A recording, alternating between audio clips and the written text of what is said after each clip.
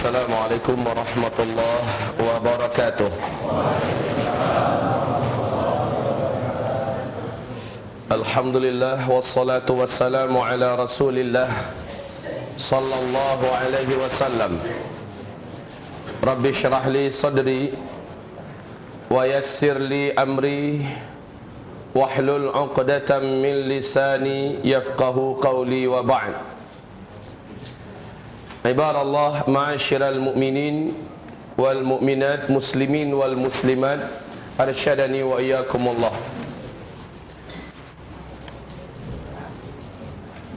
Isma'u qala Allah subhanahu wa ta'ala,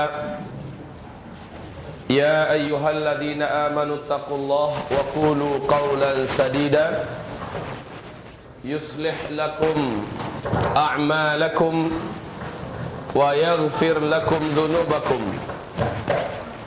wa man yuti'illah wa rasulahu faqad faza fawzan 'azima. Allahumma arhamna bil Qur'an.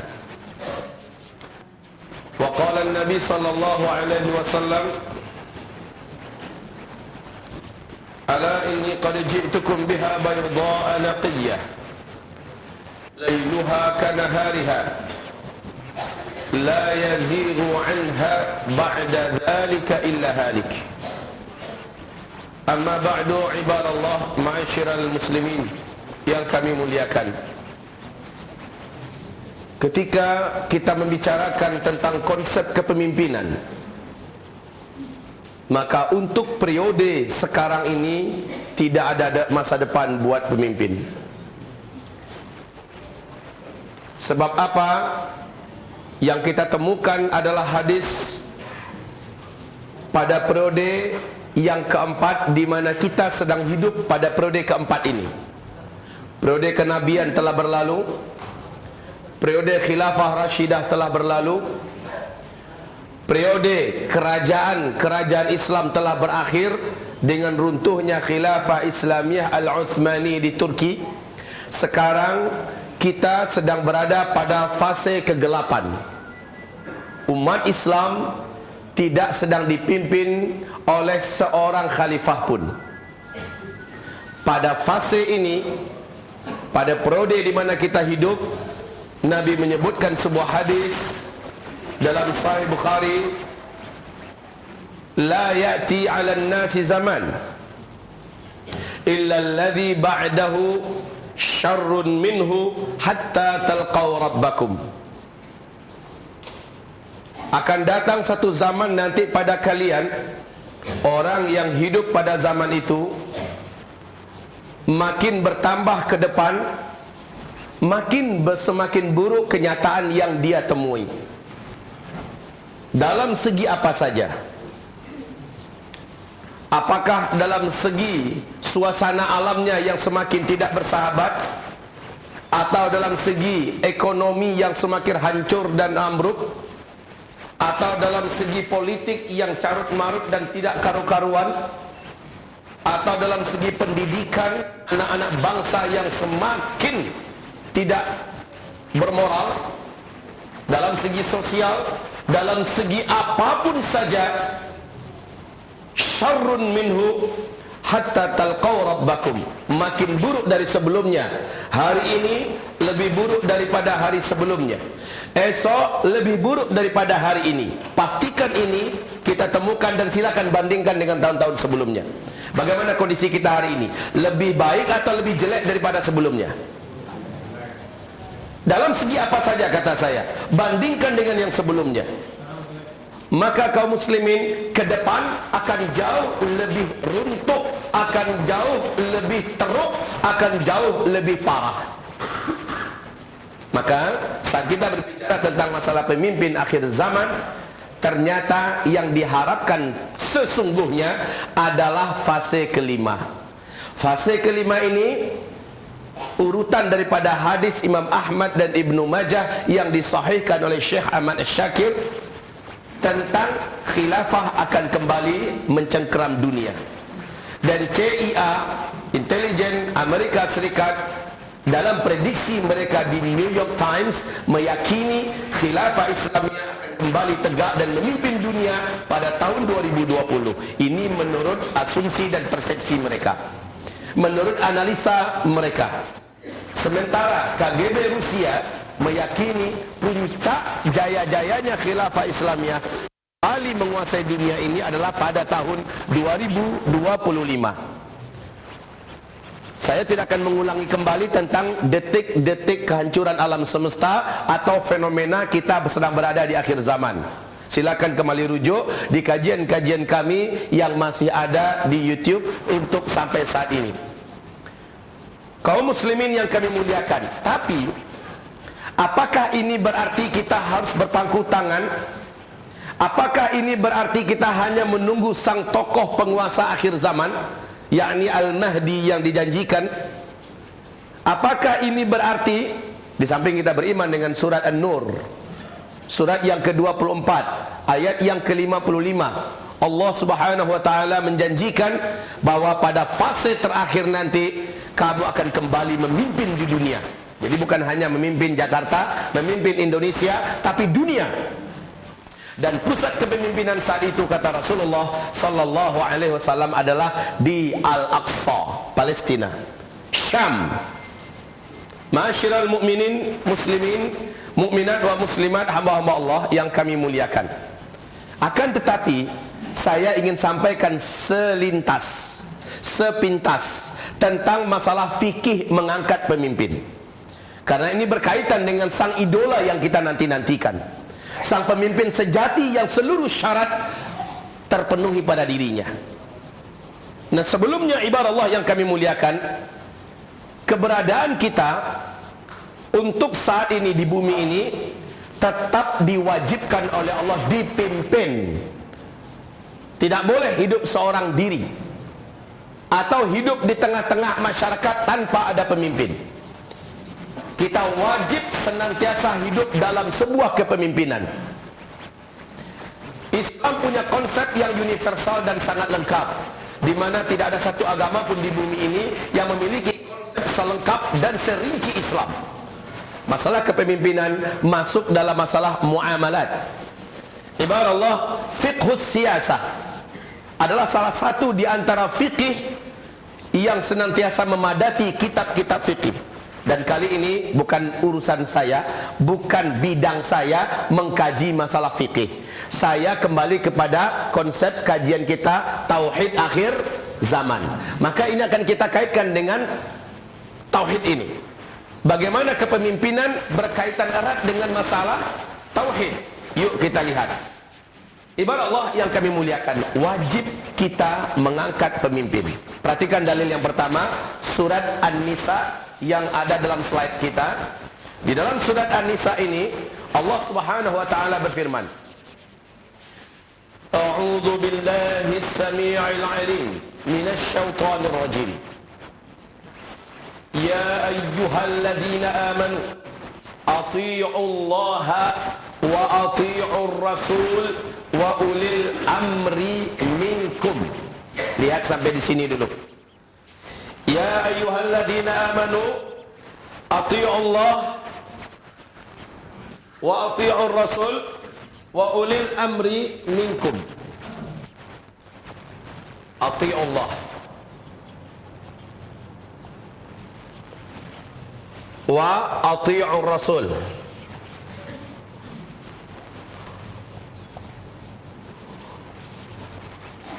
Ingat, taatilah oleh kalian semua Allah Subhanahu wa taala, dan taatilah oleh kalian semua Rasul Allah Subhanahu wa taala. Wa ulil amri minkum.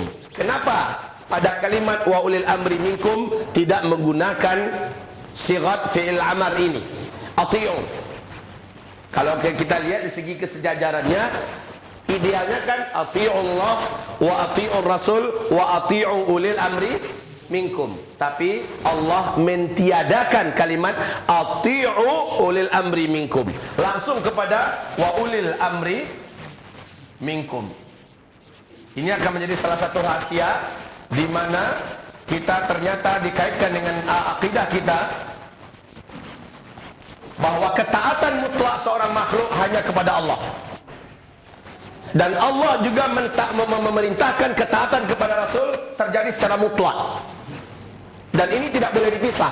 Pernyataan Ibnu Abbas, semoga Allah ridha kepadanya, dalam kitab Tafsir Al-Hafiz Ibnu Katsir, ada pasangan-pasangan yang selalu berjalan sama dalam ayat-ayat Allah di Al-Quranul Karim yang tidak boleh dipisah. Saat dia dipisah, Allah menolak yang lain. Umpamanya, ketika Allah Subhanahu wa taala memerintahkan kita amanu billahi wal yaumil akhir, kita beriman pada Allah tapi kita tidak percaya dengan surga dan neraka, maka iman pada Allah Allah tolak. Ini contoh. Begitu juga ati'ullah wa ati'ur rasul, dia mau taat kepada Allah tapi pada Rasul nggak mau. Dalam bahasa sekarang, Al-Quran diterima, hadis-hadis Nabi ditolak. Maka Allah juga menolak bentuk ketaatan apapun apabila dia menolak pasangannya yang lain. Juga seperti firman Allah Subhanahu wa taala, "An ya'budullah wajtanibut taghut." Ibadahilah Allah dan wajib jauhi apabila Allah diibadahi, taghutnya enggak dijauhi, Allah tolak. Dan ini konsensus ijma' para ulama ahlus sunnah wal jamaah. Demikian juga wa qadha rabbuka alla ta'budu illa iyyah wa bil walidaini ihsana. Senantiasa Allah jadikan kewajiban mengibadahi Allah, di belakangnya langsung diiringi dengan berbuat ihsanlah kepada kedua orang ibu bapak kandungmu. Orang yang mengibadahi Allah Subhanahu wa taala tetapi mendurhakai kedua orang ibu bapak kandungnya, orang ini tidak diridhoi oleh Allah, tidak diterima oleh Allah Subhanahu wa taala. Pengabdiannya kepada Allah Subhanahu wa taala tidak diakui oleh Allah. Sebab apa? Allah menjadikan itu pasangan antara wajib menyembah Allah dengan mengabdilah kepada kedua orang ibu bapakmu, berbaktilah untuk mereka secara ihsan.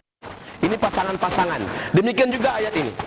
Cuma kenapa sekarang tidak ada kalimat ati'u? Nah ini kaum muslimin, ati'ullah wa ati'ur rasul, langsung pada ulil amri minkum. Ini isyarat, ya. Ini isyarat bahwa taat kepada ulil amri tidak mutlak. Taat kepada ulil amri tidak mutlak. Ketaatan pada ulil amri berkait ketika sang ulil amri mentaati Allah dan mentaati Rasul, barulah ulil amri ini wajib ditaati. Walaupun secara pribadi dia zalim, walaupun secara pribadi dia jahat, tapi mereka telah mentaati Allah, mentaati Rasul dalam segi kepemerintahannya, maka kita wajib taat kepada dia. Begitu kaum muslimin. Makanya Allah tidak menggunakan kalimat wa ati'u ulil amri, ya. Jadi sekali lagi, ketaatan pada ulil amri adalah bersyarat, yaitu selama mereka taat kepada Allah, menjalankan syariat Allah, menjalankan syariat yang diajarkan Rasulullah, ulil amri macam ini wajib ditaati. Walaupun dia merampas harta kamu, walaupun dia menzalimi kamu, walaupun dia mengusir kamu, walaupun kamu wajib as-sam'u wa ta'ah. Tapi ketika sang ulil amri mencampakkan Allah, mencampakkan Rasulullah, tidak wajib taat kepadanya. Apalagi sang ulil amri menyuruh kepada maksiat kepada Allah. La ta'ata li makhluqin fi ma'siyatil khaliq. Tidak boleh taat pada makhluk manapun. Mau kepada bapak, mau kepada bos, majikan, komandan, siapa saja, enggak boleh taat kepada makhluk manapun kalau makhluk itu sudah menyuruh kita maksiat. Suami berkata, "Dek, betul kamu cinta pada saya?" "Betul, Mas." "Serius?" "Sampai mati, Mas." "Dek, Mas sudah nggak suka melihat kamu gunakan jilbab. Kalau kau cinta dengan Mas, tolong taati perintah ini, lepaskan jilbabmu. Silahkan kau pergi ke pengajian, nggak ada masalah. Silahkan kau rajin bersedekah, bacalah Al-Quran, gak ada masalah. Tapi jilbab jangan kau pakai." Dalam hal ini, seorang wanita ini tidak boleh taat kepada suaminya, walaupun suaminya junjungan tertingginya di kehidupan ini setelah Allah dan Rasul. Kan begitu kaum muslimin? Bahkan kedua orang tua pun dikalahkan oleh posisi suami dalam hal ini. Setelah Allah, Rasulnya langsung suami. Tapi ketika suaminya menyuruh maksiat pada Allah, haram taat pada suami. Justru taat pada suami, bermaksiat pada Allah Subhanahu wa ta'ala. Demikian juga perkara ini. Jadi ketaatan kita sekali lagi bersyarat. Syaratnya selama yang disuruh oleh ulil amri ini adalah hal-hal yang tidak maksiat kepada Allah Subhanahu wa taala. Ibarat Allah yang kami muliakan. Perhatikan selanjutnya di sini. Dalil yang kedua, saya sengaja menyingkatkan. Hadis dari Ibnu Umar, Rasulullah sallallahu alaihi wasallam bersabda, barang siapa yang mati sementara di lehernya tidak ada bai'ah, maka dia mati seperti mati cara jahiliyah. Maksudnya di sini kaum muslimin, apabila kita meninggal dunia dan kita belum punya pemimpin muslim di mana kita sampai wa ta'ah terhadapnya dalam masalah ini, kematian kita dianggap seperti kematian jahiliyah. Bukan berarti kafir ya, bukan berarti kita kafir, hanya saja matinya dalam keadaan jahiliyah. Itu saja kaum muslimin. Dan gak tahu risiko apa yang akan terjadi kepada kita di seberang kematian itu, karena dianggap matinya jahiliyah. Wallahu a'lam. Ibarat Allah yang kami muliakan. Pemimpin, coba lihat sebuah hadis dari Nabi SAW, hadis dari Abu Daud dengan sanad yang sahih. Abu Sa'id Al-Khudri berkata, Rasulullah SAW bersabda, apabila tiga orang safar, maka wajib salah seorang dari mereka bertiga diangkat menjadi amir mereka, pemimpin mereka. Ini satu. Di hadis yang lain, Rasulullah SAW bersabda, la yahillu li thalathatin bifalatin minal ardi. Tidak halal bagi tiga orang muslim yang tinggal di suatu negeri yang terpencil, hanya mereka bertiga saja tapi muslim, atau mereka tinggal di kampung yang kampung itu nggak ada yang muslim kecuali mereka bertiga saja. Mereka tidak halal tinggal di kampung itu hatta sehingga yu'ammiru ahadahum, salah seorang mereka angkat menjadi amirnya, menjadi pemimpinnya. Begitu wajibnya Pak, tiga orang aja wajib ada orang muslim yang memimpin mereka, salah satu dari yang bertiga ini. Lihat, sekarang kita di Jakarta bukan tiga orang, jutaan kaum muslimin, jutaan yang memimpinnya. Mesti kalau kita lihat di sini adalah ahadukum, salah seorang di antara kamu, maknanya muslim. Baik ibarat Allah yang kami muliakan. Demikian juga dalam ijma' para sahabat. Dalam ijma' para sahabat seluruhnya menyepakati bahwa tidak ada satupun perselisihan pendapat di antara para ulama, seluruh sahabat, seluruh tabi'in, tabi'in, imam mazhab yang empat sepakat dan ijma' terjadi bahwa wajib mengangkat seorang muslim. Ibarat Allah yang kami muliakan, oleh semua mazhab, untuk apa kita harus punya pemimpin? Setelah pemimpin itu naik jadi pemimpin, apa yang harus dilakukannya? Ini berkaitan langsung dengan nasib kita masa depan. Bagaimana kita nanti di akhirat? Dalam surat Al-Ahzab, Allah Subhanahu wa taala berfirman tentang penyesalan rakyat yang dipimpin. Kenapa mereka digongseng oleh Allah dalam neraka? Dibolak-balikkan wajah mereka di dalam neraka. Kenapa? Karena dulu mereka mengangkat pemimpin dan punya pemimpin yang ternyata pemimpin tersebut membuat mereka menyimpang dari jalan Allah Subhanahu wa taala. Bahkan dalam surah Al-Baqarah ayat yang ke-164, ayat yang ke-165, 166, Allah berfirman, berlepas diri para pemimpin yang diikuti daripada rakyat yang mengikutinya, padahal dulu rakyat telah memilihnya. Ini tipe-tipe pemimpin yang tidak bertanggung jawab. Ibarat Allah yang kami muliakan, harusnya kan kayak Nabi Muhammad SAW.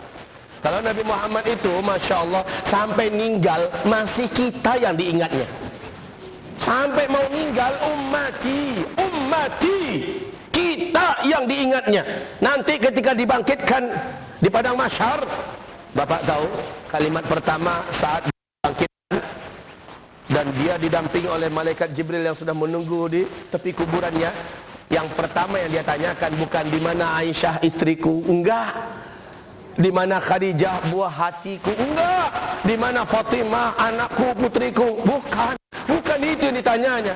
Yang ditanyakan oleh Rasulullah, di mana umatku, bagaimana umatku, kita yang ditanyanya. Ini baru pemimpin, Pak. Dari dunia sampai akhirat diurusnya kita. Ibarat Allah, masyiral mu'minin. Baik, sekarang lihat kepemimpinan yang seharusnya wujud, dan itu tergantung kepada siapakah yang memimpin kita.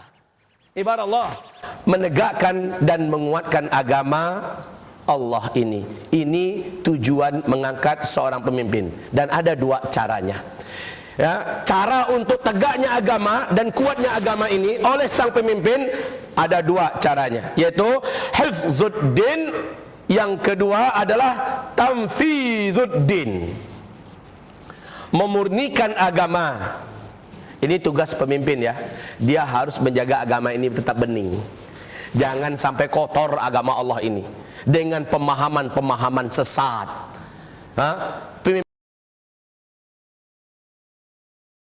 Assalamualaikum warahmatullahi wabarakatuh.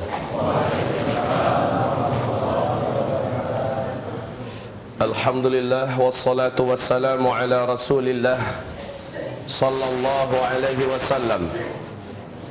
Rabbi syrah li sadri wa yassir li amri wahlul 'uqdatam min lisani yafqahu qawli wa ba'd. Ibadallah, ma'asyiral mu'minin wal mu'minat, muslimin wal muslimat, arsyadani wa iyyakumullah. Isma'u qala Allah subhanahu wa ta'ala, ya ayyuhalladzina amanu taqullaha wa qulu qawlan sadida yuslih lakum a'malakum wa yaghfir lakum dhunubakum. Adanya kasus masalah LGBT, ya, masalah LGBT. Kalau LGBT-nya, LGBT-nya ala Ustadz Zulkifli Muhammad Ali, nggak apa-apa. Ya. Bingung kan? Bingung kan? Lelaki ganteng itu bininya 3, masih oke. Tapi kalau LGBT ala PBB ini haram mutlak. Nggak ada masalah toh, muji diri sendiri. Kaum muslimin, hamba-hamba Allah yang kami muliakan, kalau gaya PBB, nah ini ngundang azab dari langit turun. Kayaknya meteor memang dekat lagi mau jatuhin. Kenapa? LGBT sengaja dielu-elukan, bahkan ditopang dengan dana yang besar. Australia Pak, Masya Allah, saya menyaksikan bagaimana lelaki telanjang bulat ratusan jumlahnya turun ke jalanan, dan mereka bangga seperti binatang. Binatang aja nggak pernah kompoi kayak gitu. Mereka bangga jalan talangan telanjang bulat, Masya Allah. Seperti apa? Dan itu sudah sah di sana, di Amerika, di Belanda, di Inggris, di Eropa sudah sah. Dan ini akan mereka sahkan di sini. Tugas pemimpin sesungguhnya adalah menyetop itu. Pak, mungkin Bapak masih ingat dengan seorang mantan Menteri Dalam Negeri di Indonesia ini. Siapa namanya? Dari Sumatera Barat, Pak. Bapak Gaman Fauzi. Di mana beliau sekarang? Saya bukan promosikan beliau ya. Kalau diingat ini kaum muslimin, dulu waktu beliau menjadi gubernur di Sumatera Barat, saya dengan tim para ulama datang ke rumah dinasnya. Di situ kami bertemu ramah di waktu pagi hari pukul 8:30 pagi. Beliau menyambut dan beliau mengajak kami duduk berbincang-bincang di rumah dinasnya.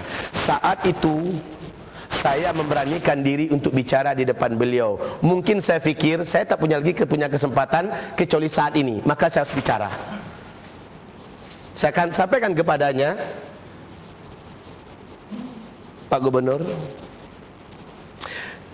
karena buku yang paling familiar di kalangan Departemen Agama kita adalah buku Halal dan Haram dalam Islam oleh Profesor Dr. Yusuf Qaradawi. Saya jadikan itu sebagai sandaran buat beliau. Ya, Pak Gubernur, kenal nggak dengan buku yang ditulis oleh Profesor Dr. Yusuf Qaradawi, dan ini paling terkenal di seluruh dunia, bahkan menjadi buku wajib di Departemen Agama kita, yaitu Halal dan Haram dalam Islam. Oh iya Pak Ustadz, saya tahu. Bagus. Alhamdulillah Pak Gubernur, di situ ada hadis masalah kepemimpinan. 10 orang saja yang dipimpin oleh seorang muslim, 10 orang saja yang dipimpinnya, apakah laki-laki atau wanita, maka bila ada yang tidak sholat di antara mereka, pemimpinlah yang diminta pertanggungjawaban terlebih dahulu di hadapan Allah. Bila ada yang buka jilbab, maka pemimpinlah yang diminta pertanggungjawaban terlebih dahulu. Bila ada yang lapar, pemimpinlah yang pertanggungjawaban terlebih dahulu. Bila ada yang murtad, maka pemimpinlah yang paling pertama diminta pertanggungjawab terlebih dahulu. Pantas kalau dalam sejarah keemasan Islam, para ulama-ulama, tokoh-tokoh, kalangan-kalangan ahli agama sangat takut diangkat menjadi pemimpin, Pak. Sangat takut. Bapak ingat dengan Umar bin Abdul Beliau saat tahu diangkat oleh Ahlul Halli wal Aqdi sebagai khalifah, langsung jatuh di tempat, nangis, gak bisa berdiri. Seolah di tubuhnya itu udah gak ada tulang. Nangis, yang kalimat diulang-ulangnya terus adalah ya laitani lam talidni ummi, onde mande kironyo ndak pernah dan mencogok ke dunia kok. Perlu ditranslate. Aduhai kiranya saya tidak pernah lahir ke muka bumi ini. Kenapa saya dilahirkan oleh ibu saya? Dia meratap, menangis karena diangkat menjadi khalifah. Sementara kaum muslimin bandingkan dengan zaman sekarang, beda habis. Ibarat Allah.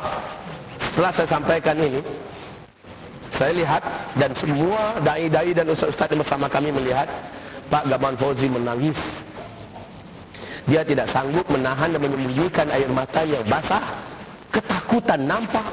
Dan dia berkata, Ustaz, jangan tinggalkan saya, dampingi saya. Kaum muslimin yang kami muliakan, memang demikian masalahnya kaum muslimin. Yang diangkat menjadi pemimpin seperti pernyataan Sufyan Ats-Tsauri rahimahullah, siapa yang diangkat menjadi pemimpin pada hakikatnya sedang mendorong dan mencampakkannya ke dalam neraka. Menjadi pemimpin bukan senang kaum muslimin. Menjadi pemimpin bukan perkara yang ringan. Menjadi pemimpin seperti pernyataan Rasulullah SAW kepada Abu Dzar Al-Ghifari. Saat Abu Dzar menawarkan diri kepada Rasulullah, ya Rasulullah, angkatlah saya untuk menjadi pemimpin di daerah Anda. Apa pernyataan Rasul? Ya Abu Dzar, innaka dha'ifun wa innaha la amanah.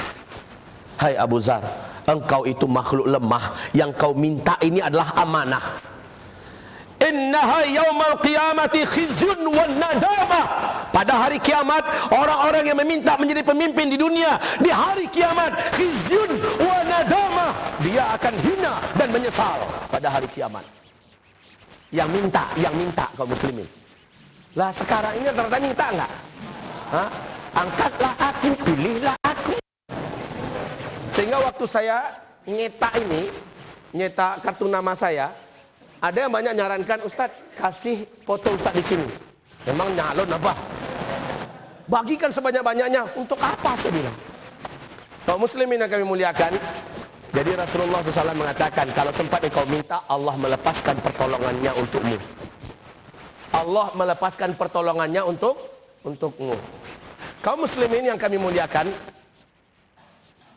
Umar bin Khattab rapat penting dengan para ahlul halli wal aqdi, memutuskan siapakah yang akan menjadi gubernur di negeri Syam, di salah satu negeri di negeri Syam. Kaum muslimin, diputuskanlah nama Fulan bin Fulan. Ini pagi hari keputusannya.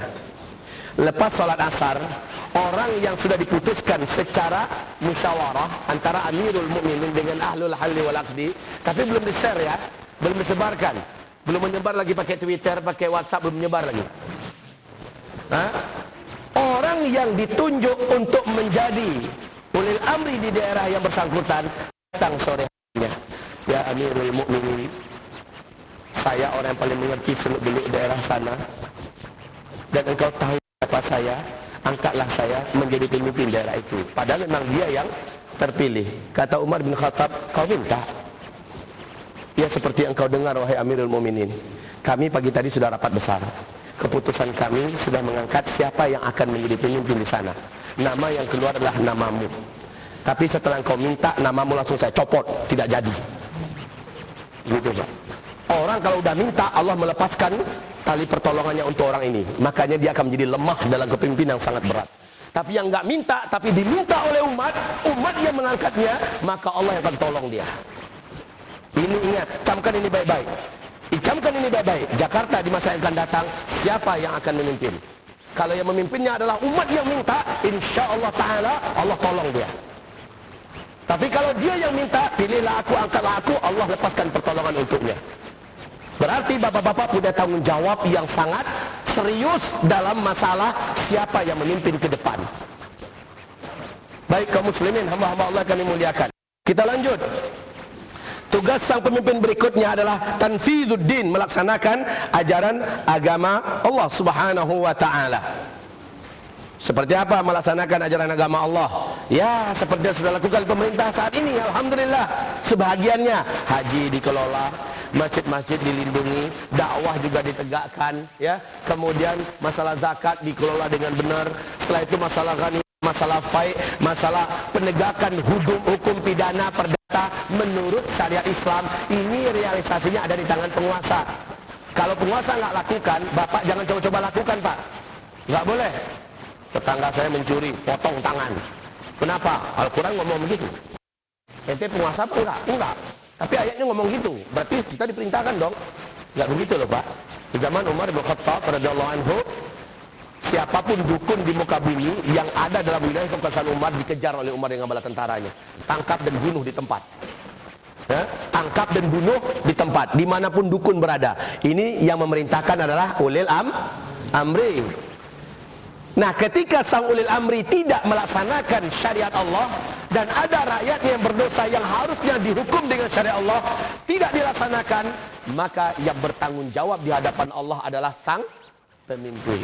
Makanya Pak, banyak di antara para pemimpin habis mendengarkan kajian saya, rata-rata pemimpin tersebut nangis. Setelah nangis nggak berani lagi kampanye. Ya. Kenapa demikian? Mereka membayangkan nasib dirinya di masa yang akan datang. Ini menandakan apa? Calon-calon pemimpin itu sebenarnya ada bibit-bibit iman, Pak. Ada bibit-bibit. Saat disampaikan ini banyak yang akhirnya nyadar, banyak yang akhirnya paham. Kenikmatan sesaat membuat dia akan terjerumus ke dalam azab yang tidak terperikan. Ibadallah, ma'asyiral mu'minin yang kami muliakan. Nah, ini contohnya.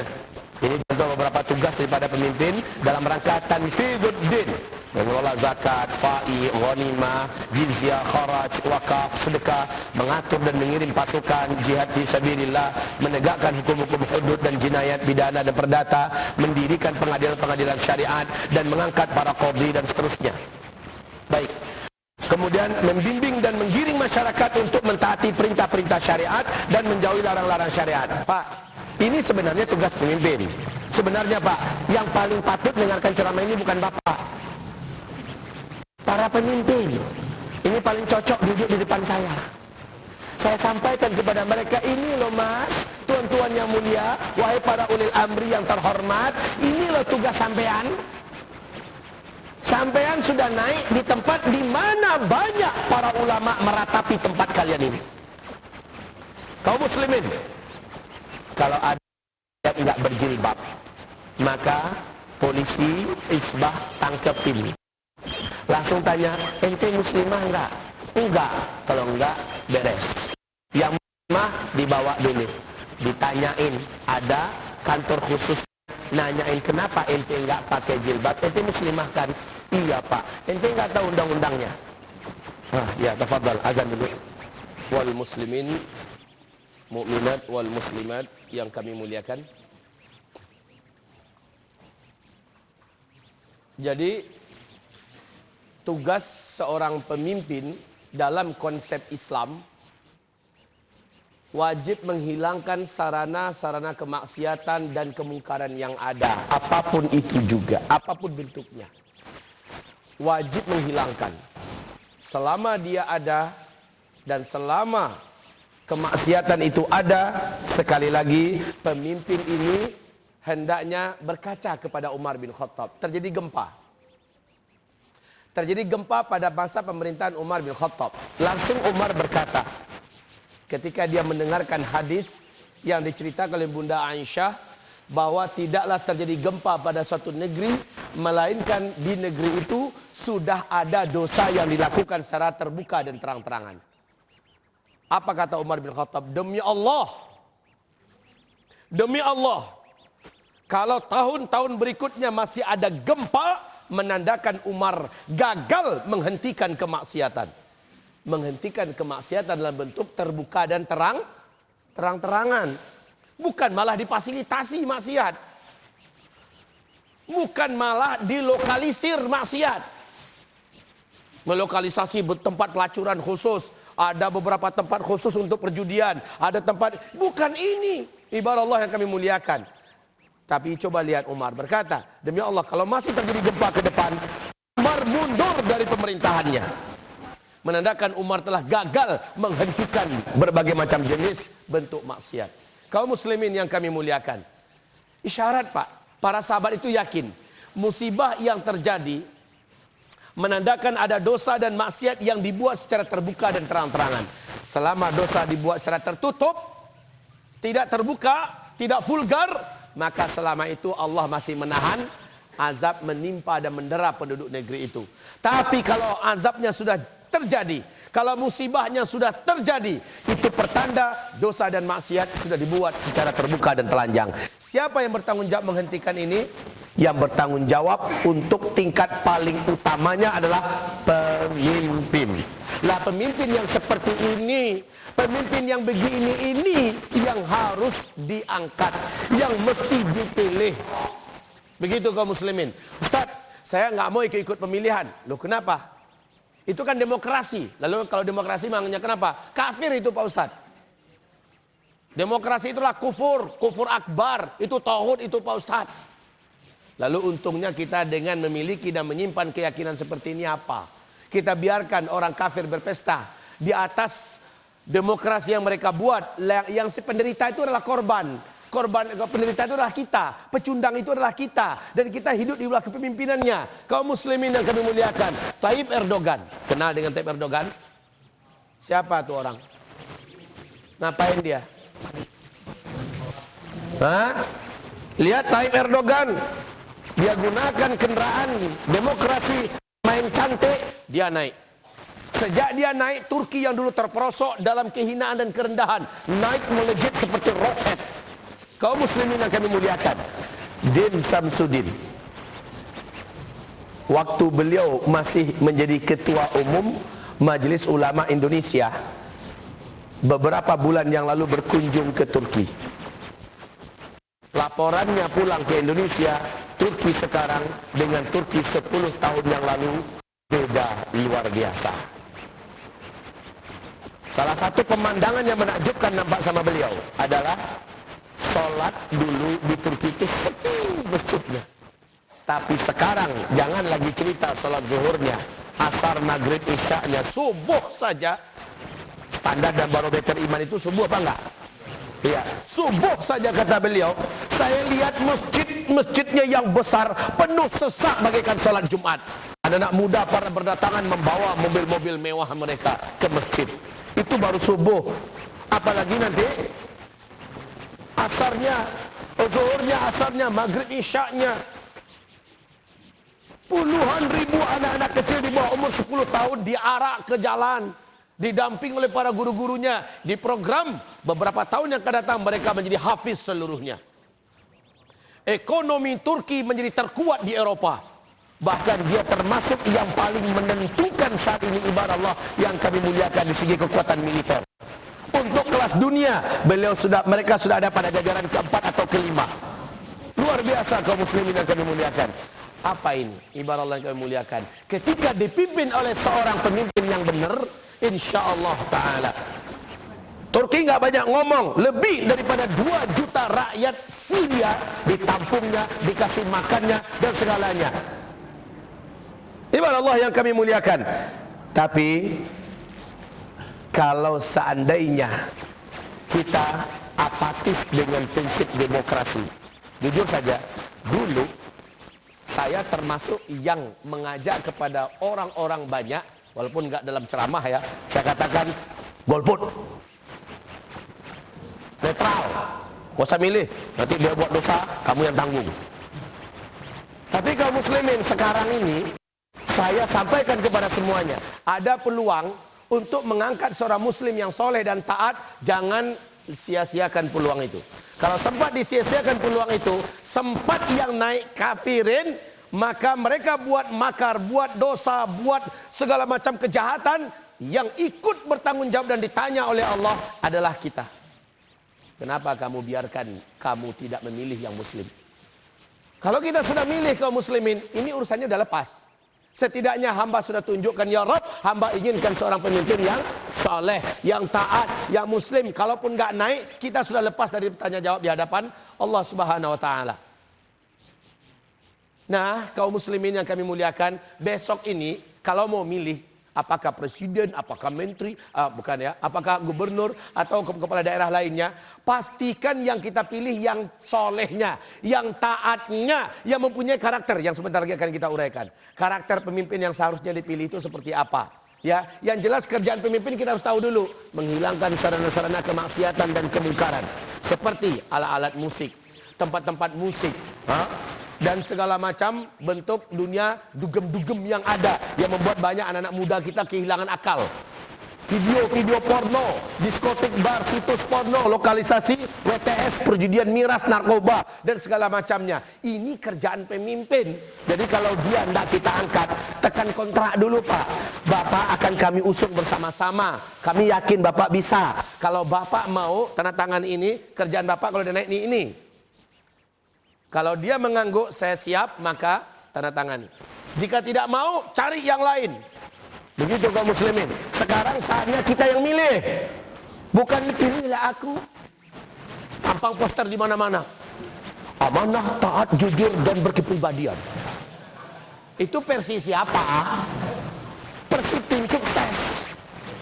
Nah, sementara umat ini punya alim ulama, masjid-masjid kita, pondok-pondok pesantren kita, dai-dai kita, mereka punya karakter orang-orang yang sudah ada dalam daftar mereka. Biar mereka yang menentukan.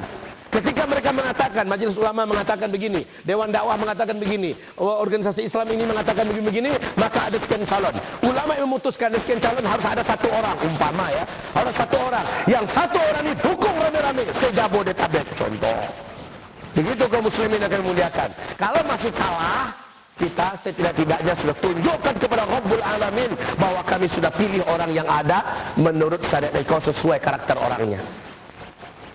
Ya ibarat Allah yang kami muliakan, pemimpin itu harusnya dukung masalah dakwah, biayain dakwah, bukan malah mencabut dana dari fasilitas dakwah, menghancurkan masjid, membongkar masjid di mana-mana. Bukan itu kerjaannya.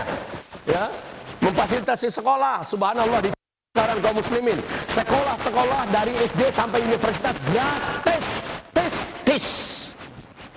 Apa enggak pengen kita kayak gitu? Dulu jadi bangsa yang miskin tuh Turki. Dalam 10 tahun saja gratis. Ketika Eropa mengalami krisis ekonomi yang sangat mengerikan, Turki malah memberikan beasiswa tambahan, uang saku tambahan kepada para mahasiswanya. Subhanallah kaum muslimin yang kami muliakan. Kita rindu dipimpin oleh pemimpin-pemimpin yang benar. Kita rindu, dan pemimpin macam ini mesti sekali lagi kita yang milih. Maaf, saya sebenarnya dari dulu alergi bicara politik. Nggak mau bicara politik sebenarnya, apalagi di mimbar, di podium, dan ini nggak ada pesanan. Cuma sempat saya ini mati sebulan lagi umpamanya, Allah tarik nyawa saya 1 minggu 2 minggu lagi umpamanya, apa yang mau saya jawab di hadapan Allah? Zulkifli, kamu punya masa, kamu punya mulut, kamu punya retorika, kenapa kamu diem? Kenapa kamu tidak membakar umat? Kenapa kamu tidak ngajak? Apa yang mau saya jawab? Sekarang saya ngomong, sekarang saya bicara, dan bukan untuk masalah politik-politik. Saya nggak ada urusan mau siapa naik, terserah, pokoknya muslim yang taat. Begitu kaum muslimin, ibarat Allah yang memuliakan. Lihat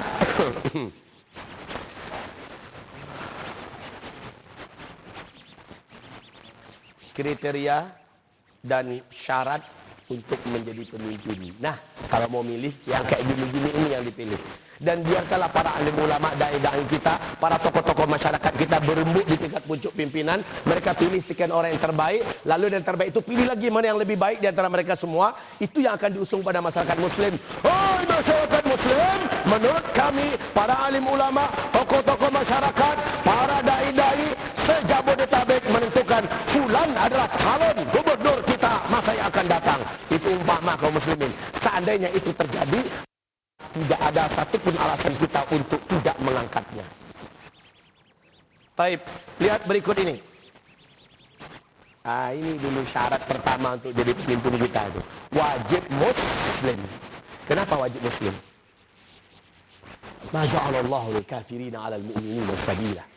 Allah tidak jadikan untuk orang kafir memimpin orang beriman. Enggak boleh. Dosa besar satu negeri. Seluruh orang Islam memikul dosa besar. Bukan hanya dosa besar biasa, Pak. Dosa besarnya adalah sekelas murtad. Awas, ini keras loh.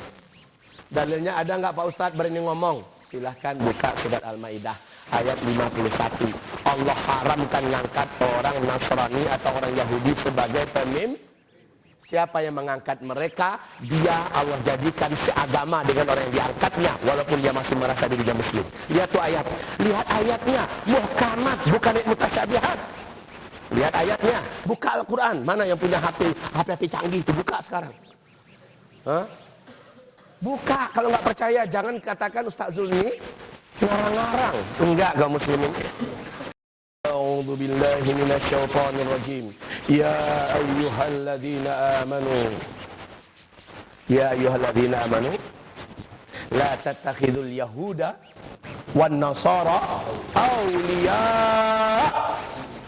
Hai orang-orang yang beriman, jangan coba-coba kamu angkat jadi pemimpin kamu orang Yahudi. Tapi Pak Ustaz, semenjak dia memimpin, baguslah Jakarta ini, baguslah. Jangan coba-coba kamu angkat orang-orang luar agama kamu jadi pemimpin dari kalangan Yahudi dan Nasara. Wa may yatawallahum minkum ba'dhum awliya'u ba'd wa may yatawallahum minkum fa innahu minhum. Orang kafir hanya cocok memimpin orang kafir. Orang beriman hanya pantas dipimpin oleh orang yang beriman. Wa may yatawallahum minkum. Siapa di antara kamu yang berani ngangkat mereka menjadi pemimpin, fa innahu, maka sesungguhnya dia yang angkat tadi minhum, sama dengan yang diangkatnya di sisi Allah. Ini ayat kaum muslimin disambung nanti pada ayat yang ke-54-nya. Ini kan ayat 51. Ayat 54-nya Allah berfirman, ya ayyuhalladzina amanu may yartadda minkum an dinih fasawfa ya'tillah biqaum. Hai orang-orang yang beriman, siapa di antara kamu yang murtad dari agamanya, mengangkat pemimpin dari non-muslim, Allah anggap yang mengangkat itu murtad. Ibarat Allah yang kami muliakan, maka ini bukan masalah kecil. Kalau berkaitan dengan tauhid akhir zaman, ini salah satu konsekuensi tauhid akhir zaman. Pak Ustaz, nanti direkayasa aja gitu Pak Ustaz. Kita udah capek-capek minggu, ternyata gagal aja terus, nggak naik-naik terus. Sekali lagi, itu bukan lagi urusan kita. Kalau ada permainan kotor belakang itu, biarkan yang kotor itu kotor. Tetapi yang penting kita sudah memaksimalkan usaha. Itu yang paling penting kaum muslimin. Yang paling penting Bapak Ibu, udah bisa jawab nggak nanti di hadapan Allah? Udah bisa jawab nggak nanti di hadapan Allah? Kalau saya sudah milih dan orangnya jelas, ini para ulama yang menunjuk, ini para dai yang menunjuk, kita ikut memilih kaum muslimin. Sudah jelas, ya Rabb, hamba sudah lakukan kewajiban hamba. Hamba telah tunjukkan, hamba inginkan pemimpin yang benar untuk kami. Tapi kami dikibulin. Kami ditipu, kami diperdaya segala macamnya. Maka engkaulah yang maha berkuasa. Nah, ini kan akhir zaman Pak ya. Ini akhir zaman, ya Bu. Ini akhir zaman. Orang yang hidup pada hari ini lebih berat daripada hidup kemarin. Orang yang hidup besok lebih berat pada hari ini. Termasuk pemimpin hari ini lebih jelek daripada hari kemarin. Hari esok lebih jelek lagi daripada hari ini. Menandakan ini hadis bukan berarti kita akan ketemu lebih baik. Tapi bukan berarti dengan hadis ini kita boleh bertanggung tangan. Allah kan dalam hadis akan lebih jelek aja. Masalahnya kamu sudah buat apa di sela-sela kejelekan ini? Apakah dengan semakin jeleknya kemungkaran semacamnya, kamu biarkan, nggak ada dakwah dari kamu? Nggak ada dakwah dari kita? Nggak ada upaya keras dari kita?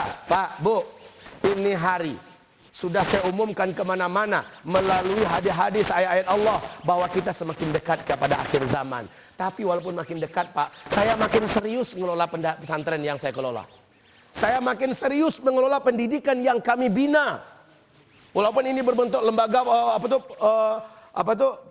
program luar sekolah, tapi kita seriusin, kita ingin lahir ulama-ulama yang bening, ulama-ulama yang lurus, ulama-ulama yang berkarakter.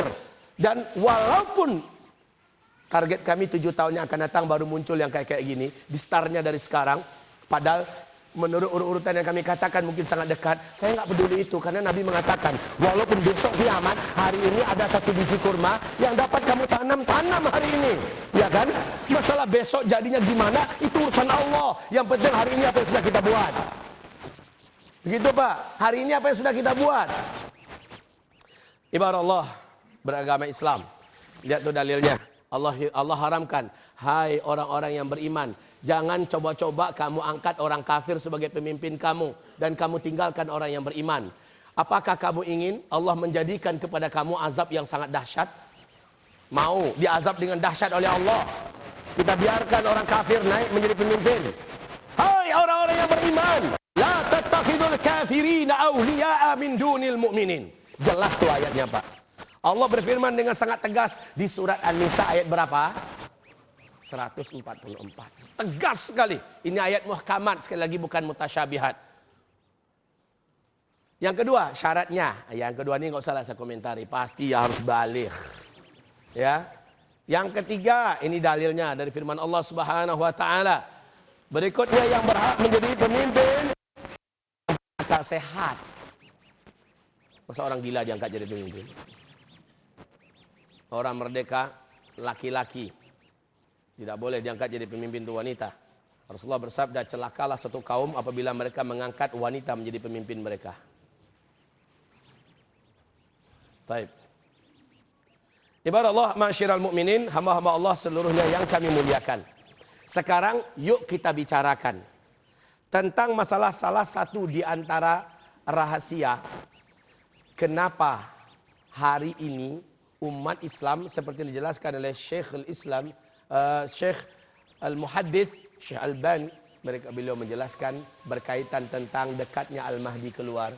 Beliau mengatakan keluarnya Al-Mahdi dalam waktu yang sangat dekat, tapi waktunya kapan Allahu a'lam, bukan berarti kamu berbuat. Sekali lagi bukan berarti kamu tidak berbuat. Kamu harus bekerja keras, kamu harus berjuang serius. Kamu harus fokus. Masalah berhasil sekali lagi bukan atau tidak, Allah nggak tanya kita di hari kiamat. Hei Bu Yuang, kenapa kamu tidak berhasil? Itu nggak pernah ditanya oleh Allah. Yang Allah tanya itu apa yang sudah kamu buat? Hah? Kamu sudah lakukan belum? Ini yang akan ditanya oleh Allah Subhanahu wa taala. Masalah berhasil atau tidak, serahkan pada Allah Subhanahu wa taala.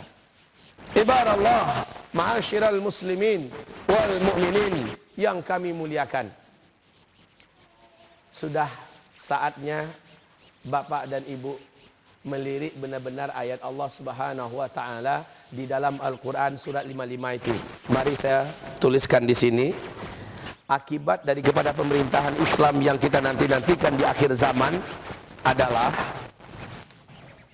lihat surat An-Nur ayat 55. Akibat dari pemerintahan akhir zaman, dan ini pemerintahan yang saya maksud sekarang adalah Khilafatur Rashidah yang nanti memimpin umat Islam di seluruh dunia, yang menurut CIA Amerika Serikat sudah dekat, hanya dalam rentang waktu 5 tahunan yang akan datang. Subhanallah, Masya Allah, jika ini benar, Allahu Akbar. Apa yang Allah janjikan di situ? Yang Allah janjikan di situ, mana? Nggak ada yang buka Quran? Hah? Zaman dulu hebat Pak. Zaman dulu orang kalau ngaji itu bawa Quran. Itu baru ngaji. Buka surat sekian-sekian, buka. Coba tolong dibaca. Kamu bacakan terjemahnya, baca, dijelaskan. Hah? Kalau sekarang kayak hafal aja semua. Persis kayak Imam Tirmizi. Imam Tirmizi itu nggak nyatat. Dengerin aja. Si guru bertanya, yang lain pada nyatat, kamu kenapa tidak? Guru, yang saya catat adalah yang saya belum hafal. Alhamdulillah rata-rata yang guru sampaikan saya sudah pada hafal. Jadi dia nggak nyatat. Dan ini gayanya niru-niru Imam Tirmizi. Kayak udah hafal semua. Kalau ngaji itu sekali lagi bawa Al-Quran. Kita tuh buka Al-Quran, itu baru ngaji. Berkah loh Pak, tangan ini selalu megang HP aja kemana-mana. Sesekali pegang Quran kek. Ya, atau download aplikasi Al-Qurannya. Ya, nanti ketika ada cara macam ini, saatnya berfungsi Al-Quran itu. Apa yang Allah janjikan? Yang terjadi ketika hidup Islam tidak ada, yang terjadi adalah agama pasti akan digoncang. Diserang, agama diserang. Digoyang. Kebalikannya, ketika kepemimpinan Islam, maka tugas kepemimpinan Islam itu mewujudkan kuat kembali agama ini, terbela dan terlindungi, ya. Kuat agama, terbela dan terlindungi. Ini fungsi pertama dengan tegaknya pemerintahan Islam. Pemerintahan Islam yang saya maksud di sini adalah pemimpinnya Muslim yang berpikir untuk umat Islam dan menguatkan agama Islam. Dan dijamin Pak, non-Muslim ketika Islam yang kuat mereka pasti aman. Tapi ketika non-Muslim yang naik, umat Islam pasti digonyok-gonyokin. Dan ini fakta sejarahnya beribu-ribu tahun. Sampai yang terbaru juga seperti itu Pak. Nah ibarat Allah yang kami muliakan. Yang kedua, ini yang pertama baru. Yang kedua, Allah jamin. Ketika kaum muslimin sudah dipimpin kembali oleh the power of Islam, ya, oleh khilafah Islam, insyaallah taala wala yubaddilannahum min ba'di khaufihim amna. Sekarang Jakarta termasuk yang paling rawan dan paling mencekam, paling menakutkan se-Asia. Betul tidak? Hah? Betul tidak? Jakarta loh, se-Asia ini adalah negeri yang paling menakutkan. Paling rawan keamanannya. Apalagi umat yang beragama. Asal jenggotan sedikit teroris, celana cingkrang sedikit teroris. Alhamdulillah Kapolri sempat merilis pernyataan resmi beliau ketika ada pertemuan besar-besaran untuk umat Islam dan seluruh kaum muslimin yang ada. Beliau mengatakan bukan teroris itu adalah orang yang jenggotnya panjang, celananya jingkrang. Bukan teroris itu orang yang hafiz Al-Quran 30 juz, rajin membawa Al-Quran dan memakai jilbab dalam. Itu masih ada tuh Pak, videonya masih ada, rekamannya masih lengkap. Beliau mengatakan yang teroris itu adalah yang punya misi membunuhin orang, membuat kekacauan di mana-mana, anti terhadap negara dan ingin menggulingkan kekuasaan. Nah, kaum muslimin yang kami muliakan, kita kembali pada konsep, yaitu saat pemerintahan dipimpin oleh seorang lelaki muslim yang saleh, yang adil, yang taat, maka yang terjadi berikutnya adalah rasa aman pasti meliputi seluruh rakyat, khususnya orang-orang Islam. Rasa aman meliputi seluruh rakyat. Aman.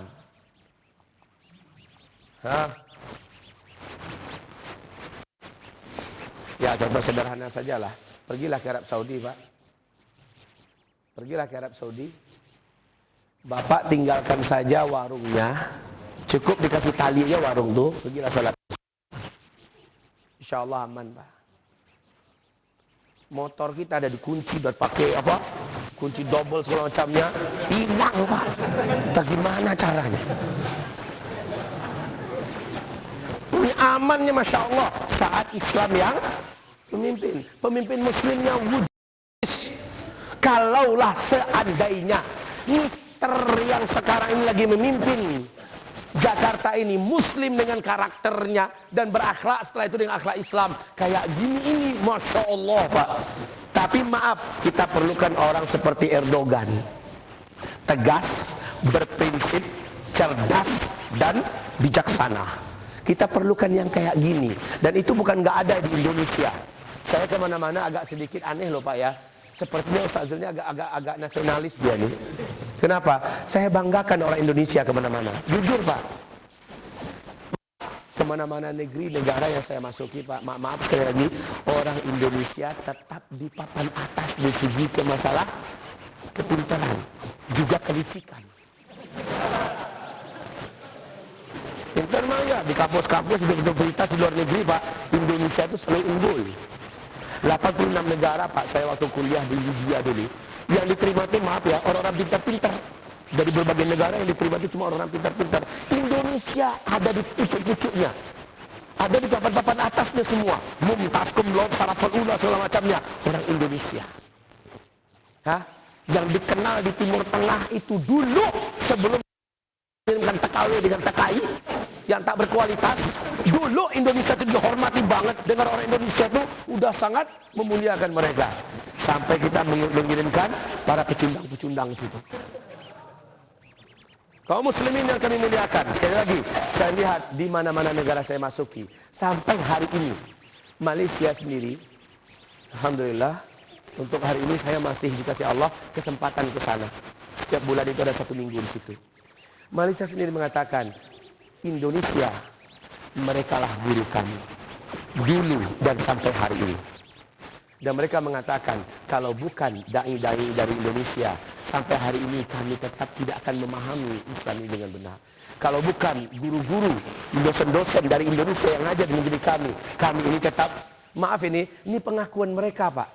Sebagaimana mereka di kampus-kampus di luar negeri, mereka mengakui Indonesia tetap di atas. Sekali lagi saya katakan, Indonesia ini Pak, walaupun hidungnya pesek-pesek, walaupun kita ini sebenarnya pintar-pintar, apalagi yang muslim-muslim taatnya, orang sekelas Habibie loh Pak. Bapak bisa menilai sendirilah, kalau perlu saya banyak bicara masalah Habibie. Orang macam beliau ini, orang Indonesia. Kemudian orang beliau ada nggak? Selalu ada. Bahkan kemarin ini baru saja dimunculkan Habibie muda yang pinternya Masya Allah. Tapi sekali lagi saya katakan, kenapa orang-orang pinter-pinter kayak gini enggak kita pilih? Kenapa orang pintar-pintar yang cerdas-cerdas, yang soleh-soleh, yang taat-taat kita biarkan mereka diambil oleh luar negeri? Sekali lagi kaum muslimin yang kami muliakan, kita mempunyai kewajiban sebagaimana seruan ayat, apabila datang masanya dan saatnya, maka kita wajib bertindak, wajib berbuat, sekalipun bukan kita yang ditakdirkan oleh Allah Subhanahu wa taala menjadi orang nomor sekian, nomor satunya di Indonesia. Bukan urusan kita lagi itu, yang penting kita sudah berbuat, tunjukkan akidah kita, buktikan tauhid kita. Kita umat Islam tidak mau dipimpin oleh orang non-Islam. Jelas? Jelas? Saya sudah sampaikan. Allahumma fashhad. Ya Rabb, saksikanlah saya sudah sampaikan. Ya Rabb, saksikanlah saya sudah sampaikan. Kaum muslimin hamba-hamba Allah yang muliakan, tentang Al-Mahdi yang kita nanti-nantikan, semua syarat-syarat kepemimpinan yang ideal dalam Islam ada pada sosok beliau, ada pada sosok Al-Mahdi. Sebagai penutup acara kita malam ini, saya sampaikan kepada tuan-tuan yang mulia, kepada ibu-ibu yang kami muliakan, ketahuilah saat ini di tubuh kerajaan Arab Saudi, nubuat Rasulullah sudah mulai terjadi keributan antar keluarga kerajaan. Itu sudah mulai saat ini kaum muslimin. Para ahli-ahli waris dari putra-putra mahkota sekarang ini sudah mulai saling berebut pengaruh kekuasaan. Mereka sudah mulai ini melobi para suku-suku, yang ini menguatkan bala tentaranya, siapa yang paling duluan mempunyai power, dan ini memanfaatkan hartanya, mencari sebanyak-banyaknya pasukan bayaran. Sudah mulai ada upaya yaqtatil inda kanzikum thalathatul abna'il khalifah. Bila ini benar-benar terjadi, sekali lagi, apa yang sudah Bapak buat untuk agama Allah ini, khusus untuk kita di Indonesia, khusus untuk kita di Jakarta, mesti tunjukkan sesuatu, lakukan sesuatu. Urusan dakwah bukan urusan ustadz belaka. Kalau memang suatu ketika kita diperlukan untuk turun ke lapangan rame-rame, lepas salat Jumat turun, ini ya Rabb yang bisa hamba lakukan. Coba Pak, kalau habis salat Jumat turun seluruh kaum muslimin, pergi umpamanya ke Monas, pergi umpamanya ke Bundaran HI dan sebagainya. Satu Jakarta lepas salat Jumat turun semuanya. Kita menuntut sesuatu, maka umat, salah satu antara sunnah Nabi yang dibuang hari ini adalah di mana kita jarang melakukan show of force, ya, nampakkan bahwa kita mempunyai power, kita mempunyai kekuatan, kita punya wibawa, dan kita berhak diperhitungkan, dan kita berhak menentukan siapa yang harusnya menjadi pemimpin. Betul tidak? Jangan diam. Jangan diam. As-sakitu 'anil munkari syaitanun akhras. Diam saat dia mampu berbuat, dan dia bisa bertindak. Diam, syaitanun akhras, kata Rasulullah. Apa artinya syaitonun akhras? Setan bisu. Udahlah setan bisu lagi. Emang mau dikasih gelar setan oleh Rasulullah? Yang disebut setan itu adalah orang yang diam ketika dia seharusnya berbuat, ketika dia seharusnya bertindak, ketika dia seharusnya action, dia diam saja. Allah nggak berhasil lah tuh. Masalah berhasil bukan tidak atau tidak, sekali lagi bukan urusan kita, tapi apa yang sudah kita lakukan sebagai bentuk kewajiban kita dalam amal nahi anil munkar. Ibadallah, ma'asyiral muslimin wal muslimat, hamba-hamba Allah yang kami muliakan. Saya kasih masa untuk tanya jawab. Yang saya mungkin saya jawab, yang tidak mungkin saya jawab, apalagi akan menjerumuskan saya kepada satu polemik, saya akan stop dan saya tidak akan menjawabnya. Tentang masalah khilafiyah juga begitu, apalagi saya paling prioritaskan apapun masalah khilafiyah saya tidak akan jawab. Silakan. Jadi yang akan saya jawab masalah-masalah usul, masalah-masalah yang sudah menjadi ijma, yang tidak ada unsur khilafiyah di dalamnya. Tafadhol. Salam.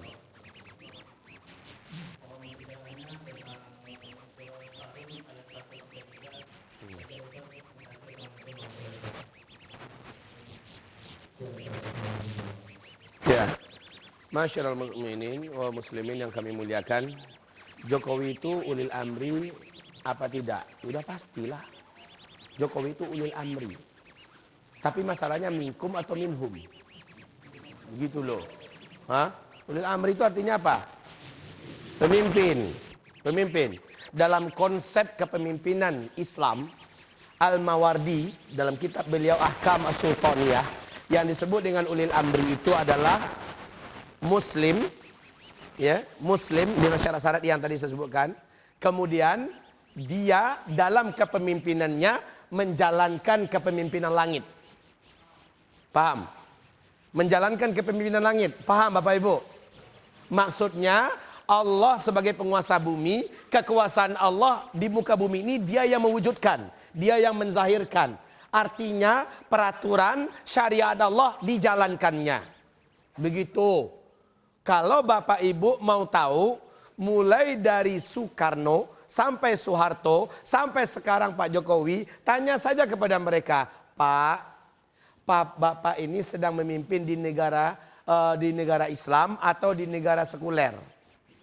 Jawaban beliau nggak perlu pakai ulama yang menjawab. Beliau pasti menjawab ini bukan negara Islam. Betul nggak? Betul nggak? Jadi nggak usah saya yang jawab. Beliau pasti menjawab ini bukan negara Islam. Lah kalau begitu Bapak Muslim nggak? Ya saya Muslim. Lalu kenapa Bapak tidak memimpin dengan keislaman Bapak?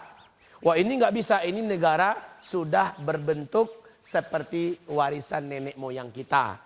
Kalau begitu kaum muslimin yang kami muliakan, Jokowi sebagai Presiden Republik Indonesia adalah ulil amri untuk Indonesia. Jelas? Tapi bukan ulil amri untuk negara Islam. Paham? Sudah jelas kaum muslimin. Dia muslim enggak? Muslim. Lalu gimana? Kita gulingkan dia. Coba macam-macam. Pikiran macam ini yang akan membuat umat Islam makin susah. Bukan itu caranya kaum muslimin. Selama dakwah di sini masih jalan, selama agama Allah Subhanahu wa taala sehari-hari masih bisa kita manfaatkan, ya. Belum kita dicekal untuk sholat berjamaah ke masjid, belum kita dicekal pergi ke masjid, zakat kita masih bisa dilaksanakan, syarat-syarat Allah yang sifatnya pribadi masih bisa kita lakukan. Jangan lakukan hal yang macam-macam. Manfaatkan dulu usaha dalam menggalang potensi dan kekuatan umat. Seperti ini salah satu contohnya. Ya. Tapi kalau sudah mengumumkan perang, siapapun orang Islam yang ada tangkap, masukkan penjara, siksa, dan jadikan negara ini seperti negara Syiah yang diinginkan oleh orang Syiah. Saat itu baru saatnya kita teriakkan Allahu Akbar, perang kepada pemerintah. Dan sekarang kan nggak kayak gitu. Kaum muslimin, sekali lagi Indonesia ini memang bukan negeri Islam, bukan negara Islam, tetapi Indonesia salah satu di antara negara yang kaum musliminnya terbanyak dan potensi umat Islam sebenarnya paling menentukan untuk dunia kalau seandainya kita bangkit bersama-sama. Paling menentukan, Pak. Kekayaan Indonesia ini sebenarnya mampu untuk menghidupi setengah bumi ini. Kekayaan Indonesia saja, Pak. Mampu menghidupi setengah bumi ini. Kekayaan Indonesia. Kalau seandainya kaum muslimin, umat Islam Indonesia bangkit serentak, maka RI 1 nanti ke depan adalah muslim yang soleh dan taat. Why not? Why not? Kenapa tidak? Ini pasti bisa terjadi. Asal umatnya kompak. Jangan lagi sebut tentang kamu kelompok apa, kamu dari partai apa. Bukan itu lagi, karena Allah akan tanya kamu dulu partainya apa. Itu akan ditanya oleh Allah Subhanahu wa taala. Ya, silakan. Yang kedua, pertanyaan yang kedua. Itu bukan pertanyaan kayaknya, motivasi. Ya, di sana kok bisa ketika kita menggalang suara dan menyatukan pendapat kita, ternyata muslim yang naik. Padahal sebelumnya berturut-turut non muslim yang memimpin. Sekarang bisa kok. Lah, ini kebalik. Indonesia yang selama ini Jakartanya dipimpin oleh muslim, sekarang kok bisa kebablasan? Karena umat Islamnya banyak yang golput. Yang diuntungkan siapa golput? Yang diuntungkan siapa? Kalau sempat kita golput lagi kali ke depan, mungkin saja Ustaz Zulkifli udah nggak ada di Jakarta ini. Udah nggak boleh dicekal. Ustadz Khalid Bersalamah dicekal. TV Wesal TV dicekal, Rojak TV dicekal, TV-TV dakwah dicekal, kemudian website Islam dihabisi, LGBT disahkan. Kalau sempat kita diam, apakah itu yang diinginkan? Jangan diam umat Islam. Jangan diam umat Islam. Qumu antumul a'izza. Anda adalah orang-orang agung dan mulia, bangkitlah. Hai umat Islam, tunjukkan kita ada di Jakarta ini. Kita ada di Indonesia ini. Dan kitalah yang menentukan Indonesia. Demikian kaum muslimin. Pertanyaan yang ketiga. Tentang masalah apa tadi?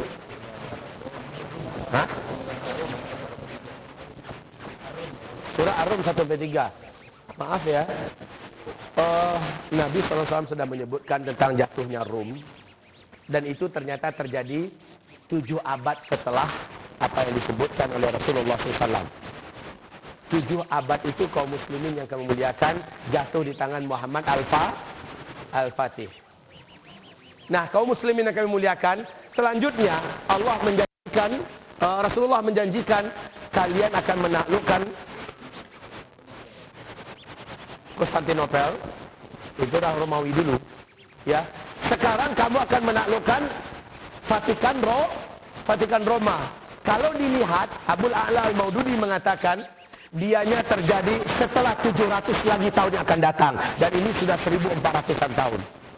Berarti masa itu sangat dekat. Dan kaum muslimin yang kami muliakan, hubungan antara kebangkitan kembali, kekuatan Islam dan enyahnya imperium Romawi dijanjikan. Dan ini menunjukkan kemunculan Dajjal. Dajjal itu muncul setelah tangan kanannya pontong. Lalu menyusul tangan kirinya pontong. Pontong. Itu bahasa apa itu? Putus. Ini nih akibatnya kalau orang Padang suruh bicara. Kaum muslimin yang kami muliakan. Apa yang dimaksud tangan kanan Dajjal? Israel. Tak lama lagi Israel akan hilang dari peta bumi. Setelah Israel habis, terjadilah Malhamah Kubro. Malhamah Kubro adalah antara Islam dengan Romawi. Israel adalah Yahudi. Sementara tangan kanan Dajjal itu adalah bangsa Yahudi. Sementara Yahudinya, buminya, petanya sudah dilenyapkan. Sehingga mereka kembali tidak punya kampung halaman. Kemudian setelah itu dalam Malhamah Kubro, perang Armageddon, hilanglah kekuatan Nasrani yang dipimpin oleh Amerika dan Eropa. Pontong lagi. Putuslah tangan Dajjal yang sebelah kiri. Dalam keadaan seperti itu, umat Islam menaklukkan pusat jayanya Islam yang terakhir, yaitu Konstantinopel. Kembali dengan La ilaha illallah, Allahu Akbar. La ilaha illallah, Allahu Akbar. Maka saat itu seluruh Turki dimiliki kembali oleh Islam. disitulah kemurkaan Dajjal dan dia muncul dalam keadaan marah. Romawi akan perang kembali dengan Islam dan itu terjadi di Syria. Terjadi di Syria. Sebelum peperangan itu, umat Islam bersama-sama dengan Romawi akan mengalahkan terlebih dahulu blok timur. Blok timur dalam hal ini adalah Rusia, Cina, Iran, ya, India, ya, terus sampai seblok timur yang berpihak kepada akidah Majusi ini. Seluruhnya akan dikalahkan oleh Islam. Hari ini Arab Saudi sudah mensponsori persatuan militer seluruh negeri-negeri Islam. Salah satu langkah maju. Walaupun masih kayak macan mabuk yang baru bangkit dari pingsan lamanya, masih nyander ke sana kemari, ngantam ke sana kemari, lebih mending Pak sudah mulai memperlihatkan power Islamnya. Dan ini akan dipertimbang oleh Barat. Sehingga kata Rasulullah, kamu akan berdamai dengan Barat, dengan Romawi, lalu kamu akan memerangi musuh bersama. Di sebelah, nah musuh bersama di sebelah timur itu lokomotifnya adalah Iran. Kemudian cabangnya ke kanan, ke kiri, ke depan, ke belakang adalah Rusia.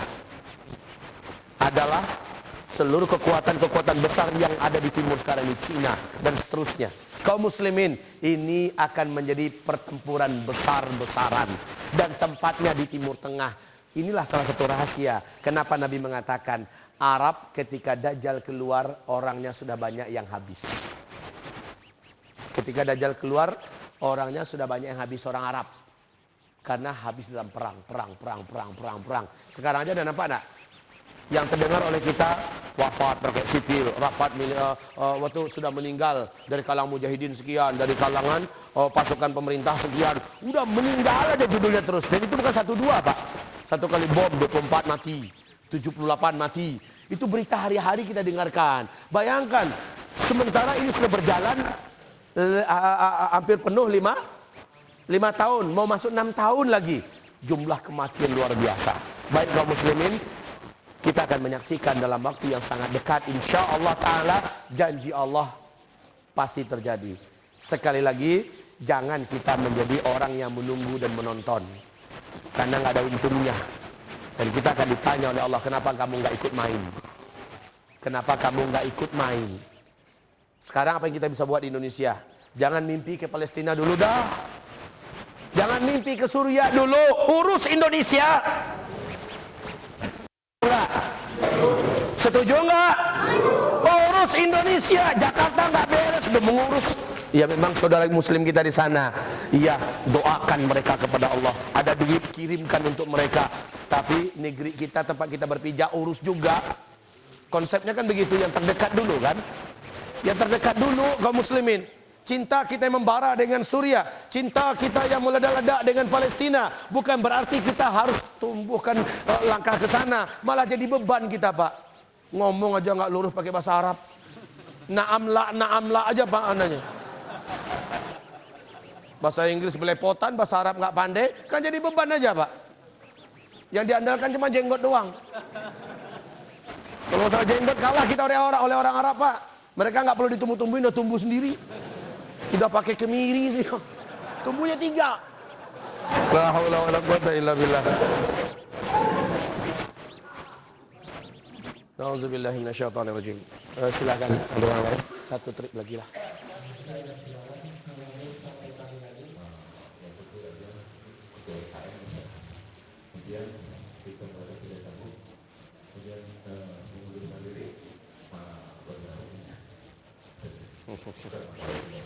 Waalaikumsalam warahmatullahi wabarakatuh.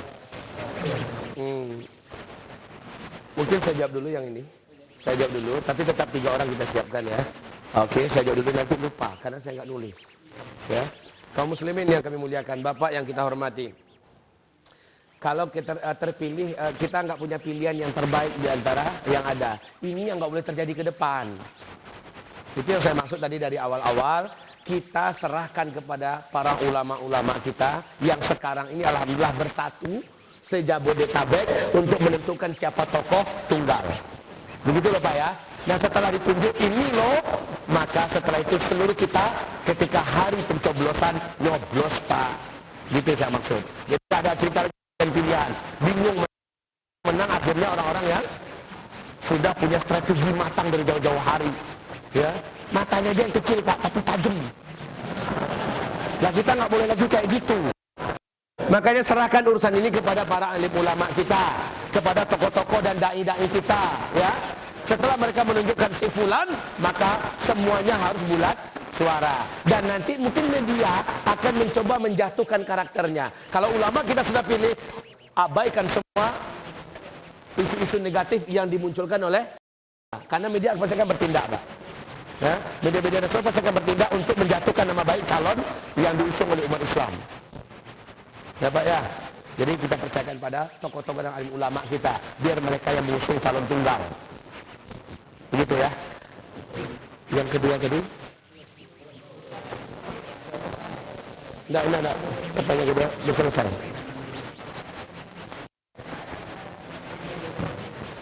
Hah? Oh, dipilih jadi DKM. Waduh, Masya Allah, merasa nggak sanggup.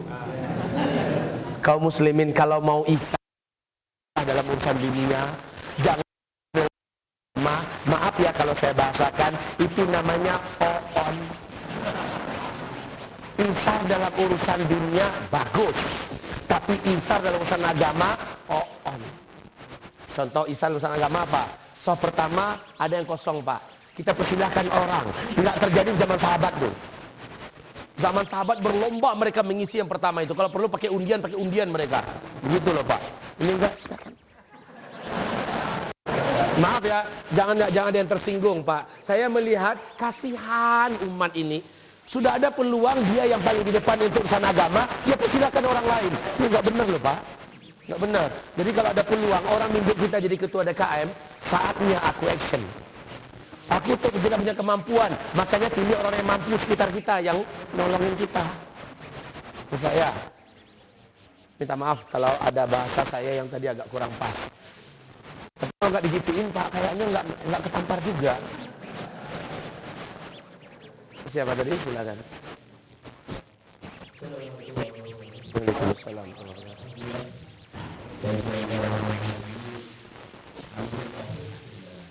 Loh, bukan itu judulnya. Tema sambungan. Ya.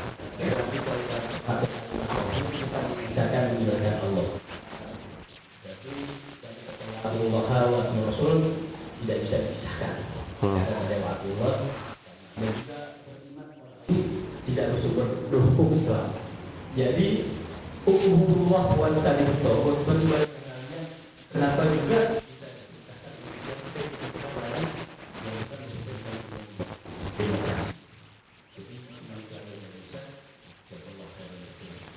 ya.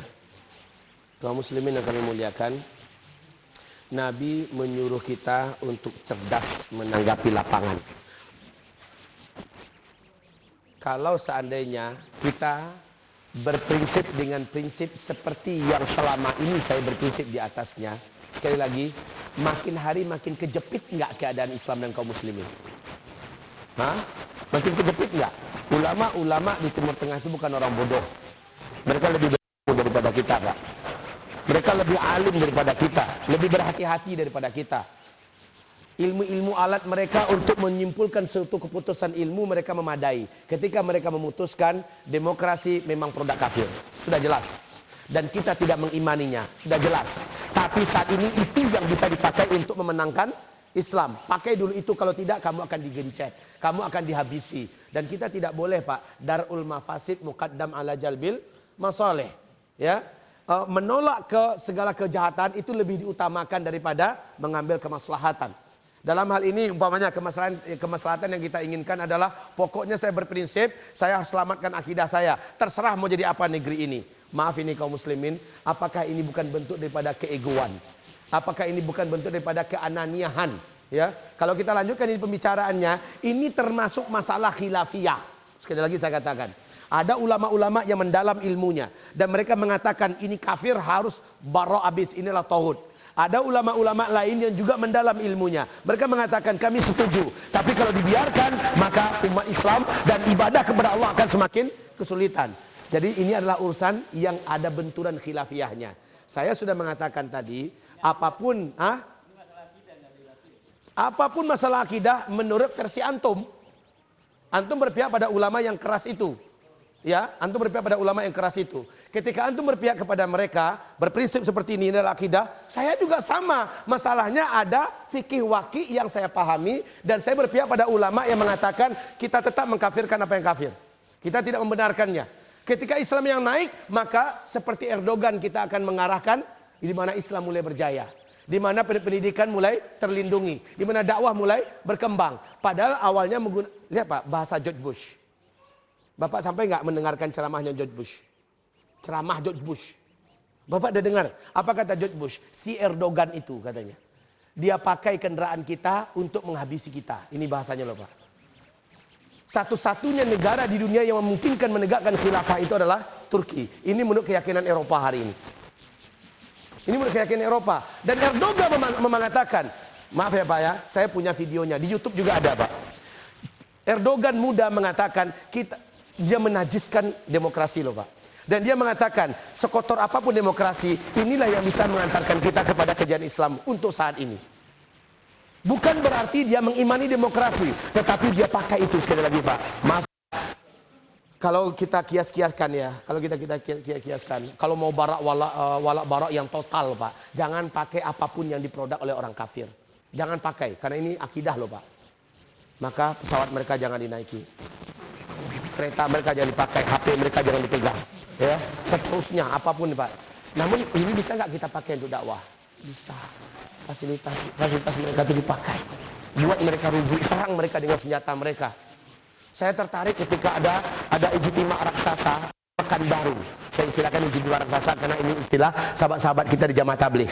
Ya, saya masuk ke tengah-tengah mereka, dipanggil oleh masyayikh, duduklah dengarkan kami. Saya duduk, saya dengarkan. Apa kata syekhnya yang saya dengarkan? Tapi si penterjemah nggak jujur ketika itu. Saya paham bahasanya Pak, tapi si penterjemah kurang berani menyampaikan. Apa katanya? Jangan berpikir Indonesia atau kita orang Islam hari ini mampu menandingi senjata-senjata yang dibuat oleh Amerika, oleh Eropa. Jangan berpikir kita akan mampu menandingi mereka segi membuat senjata tangguh semacam itu. Ya, benarkan akidah kalian, luruskan ibadah kalian. Pada harinya nanti senjata yang mereka buat kita yang pakai untuk nyerang mereka. Tapi ini nggak diterjemah kalau si penterjemah. Ya, waktu itu pengennya saya naik ke atas Pak. Pengen saya yang terjemahkan. Nah maaf ini kaum muslimin yang kami muliakan. Sekali lagi dalam hal yang sifatnya akidah prinsip, tapi kita mesti clever, ya, cerdas kita dalam memanfaatkan pusingan perputaran fitnah akhir zaman ini Pak. Ya, sekali lagi saya ingin dan Bapak pasti ingin anak-anak Bapak masih sempat sekolah. Tapi ketika fitnah mereka yang pegang dengan menggunakan demokrasi mereka yang lalu sekolah-sekolah pesantren ditutup, mau sekolah kemana anak kita? Apa mau kayak di zaman Mustafa Kemal Atatürk, di mana bahasa Arab pun diharamkan? Apa mau kita biarkan seperti itu? Kita mau beransur-ansur ketika muncul pemuda-pemuda yang cerdas, pemuda-pemuda yang otaknya Masya Allah, kemampuan berbahasanya berbagai macam bahasa, sementara akidahnya Islam. Itu diakibatkan oleh pemimpin yang membuka-bukakan jalan. Dan pemimpin itu terpilih melalui demokrasi. Pemimpin berpikir, ini harus dibukakan, ini harus dibukakan, mumpung saya memimpin. Ini harus dibukakan, ini dilancarkan, mumpung saya masih memimpin. Kan begitu kan? Nah, ketika itu jalan Pak. Muncul generasi yang di tangan mereka nanti khilafah Rasulullah itu akan muncul. Di tangan mereka nanti, mereka akan sempurnakan al-wala wal-bara dan sebagainya Pak. Bapak ya. Oke. Baik kaum muslimin, ini yang kedua, yang ketiga, terakhir. Habis yang terakhir ini, saya mau mengajak dan menghimbau Bapak Ibu berjuang dalam perkara lain yang sudah saya bicarakan dengan DKM Masjid kita. Silakan.